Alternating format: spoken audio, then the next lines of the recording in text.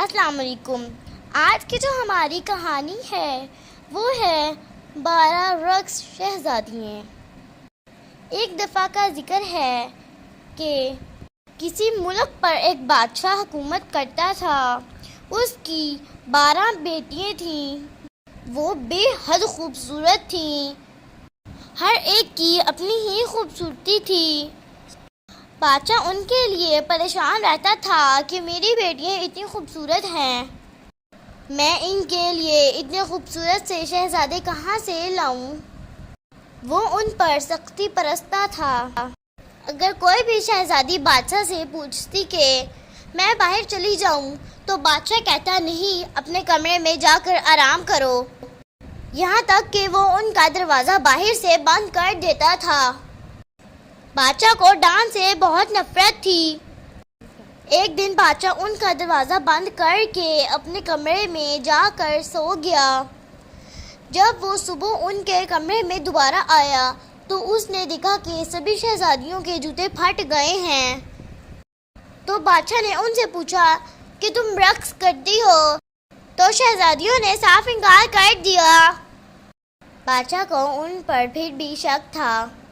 اس نے بازار میں اعلان کروایا کہ کون شہزادیوں کا پتہ لگائے گا کہ شہزادیاں کہاں رقص کرتی ہیں، میں انہیں بہت سے انعام سے نوازوں گا، اور وہ شخص جو بھی شہزادی کو پسند کرے گا میں اس کی شادی اس شہزادی سے کروا دوں گا جس کو وہ پسند کرے گا۔ بہت سے ملکوں کے شہزادے اور کافی لوگ آئے مگر وہ اس کا پتہ نہ لگا سکے، اس لیے بادشاہ نے انہیں کڑی سے کڑی سزا دی۔ اسی شہر میں ایک لڑکا رہتا تھا جس کا نام نولن تھا۔ وہ اس میں حصہ لینا چاہتا تھا اور پتہ لگانا چاہتا تھا کہ شہزادیاں کہاں رقص کرتی ہیں۔ وہ محل کی طرف روانہ ہوا۔ راستے میں اسے ایک بوڑھی اماں ملی۔ اس بوڑھی اماں کو بہت بھوک لگی تھی۔ نولن کے پاس صرف ایک ہی روٹی تھی۔ وہ روٹی اس نے اس بوڑھی اماں کو دے دی۔ بوڑھی اماں نے روٹی کھاتے ہی نولن سے پوچھا، بیٹا تم کہاں جا رہے ہو اور کس کام کے لیے جنگل کی طرف روانہ ہوئے؟ تو اس نے کہا کہ میں 12 شہزادیوں کا پتہ لگانا چاہتا ہوں۔ تو بوڑھی اماں پری میں تبدیل ہو گئی۔ پری نے نولن کو ایک چادر دی اور کہا، یہ جادوئی چادر ہے، اسے پہنتے ہی تم غائب ہو جاؤ گے، کسی کو تم نظر نہیں آؤ گے مگر تم اندر سے سب کچھ دیکھ سکو گے۔ پری نے نولن کو ایک نصیحت کی کہ شہزادیوں کی دی ہوئی کسی بھی چیز سے دور رہنا۔ نولن محل کی طرف پھر روانہ ہو گیا۔ اس نے محل پہنچتے ہی بادشاہ سے اجازت لی کہ میں شہزادیوں کا پتہ لگاؤں گا۔ تو بادشاہ نے کہا ٹھیک ہے، اور بادشاہ نے اس کو شہزادیوں کے سامنے والا کمرہ دے دیا۔ رات کو سب سے چھوٹی شہزادی نولن کے پاس آئی اور اس کے پاس انگوروں کا شربت تھا۔ وہ شہزادی نولن کے پاس آئی اور اس سے کہا کہ یہ انگوروں کا شربت تم پی لو، تمہیں بہت تھکے ہوئے ہو۔ اس نے وہ فوراً پی لیا اور وہ گہری نیند میں سو گیا۔ ایک دن بھی ایسے ہی گزرا، دوسرا دن بھی ایسے ہی گزرا، تیسرے دن بادشاہ نولن کے پاس آیا اور نولن سے کہا یہ آخری دن ہے، اس کے بعد تمہیں کوئی اور دن نہیں دیا جائے گا، اگر تم نے یہ دن پورا نہ کیا تو تمہیں زندان میں ڈال دیا جائے گا۔ تیسرے دن بھی سب سے چھوٹی شہزادی اس کے پاس شربت لے کر آئی۔ اس نے وہ شربت پیا اور بے ہوش ہونے کا ناٹک کیا۔ جیسے ہی سب سے چھوٹی شہزادی کمرے سے باہر گئی، نولن نے سارا جو شربت اس نے پیا تھا وہ باہر تھوک دیا۔